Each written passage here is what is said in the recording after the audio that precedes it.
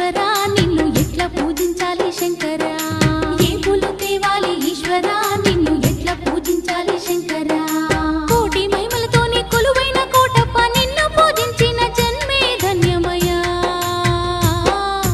ఏ పూలు తేవాలి ఈశ్వరా నిన్ను ఎట్లా పూజించాలి శంకరా ఏ పూలు తేవాలి ఈశ్వరా నిన్ను ఎట్లా పూజించాలి శంకరా